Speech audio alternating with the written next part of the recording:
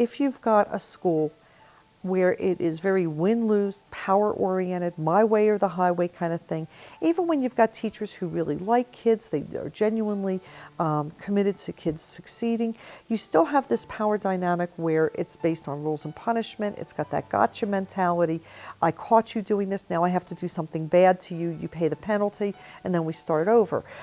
Typically, there's not a lot of learning there, and what I see are a lot of compensation behaviors. That's where we get, I didn't do it, or she started it, or all of these kind of behaviors. Do you know what kind of an environment you have to have for a kid to come up to you and say, you know, I really blew it. I messed up. I was in a school with a friend of mine who was a principal of a high school up in Wisconsin. He was at the time.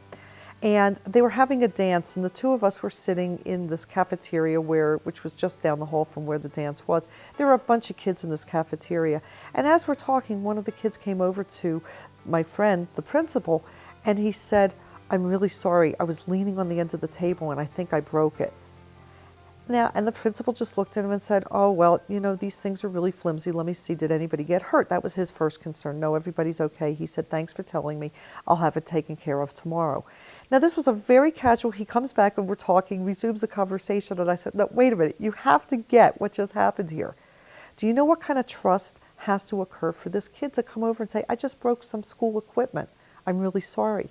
To take responsibility for doing something. We always say we want the kids to take responsibility for their behaviors, and yet how many of them can come and say, I made a mistake, I blew it, I didn't have this, I didn't do that, I broke something, I lost my temper, whatever.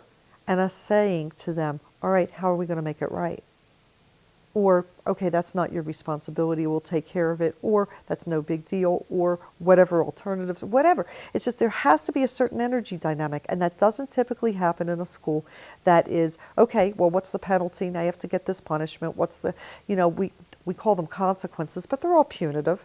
It's always, what bad thing do we have to do to you now that we caught you, or that you were stupid enough to confess? Because teachers in our culture, in our tradition, the notion that if a child does something bad, I have to make it very uncomfortable for him, that's a very, very well entrenched tradition. And it's really, we start thinking, well, if we don't do that, if we don't make it hurt for them, if we don't make it painful, we're not doing our jobs. Well, again, what's our intention? What are we doing here? Is this a teachable moment? Is this an opportunity for the kid to learn? If you break it, fix it. That's very different from, if you break it, I have to hurt you now, you go pay a penalty. Meanwhile, the thing's still broken. Meanwhile, the child didn't learn a better way of dealing with his peers, or handling the furniture, or handling the equipment, or managing his time, or whatever our long-term goals are. What's our intention?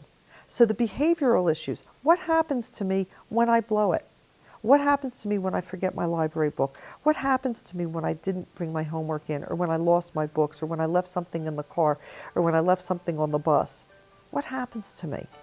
Do I have to get hurt, or do I simply have to take responsibility or be accountable for the outcomes of that behavior and make it better? That has a huge impact on the emotional climate of a school.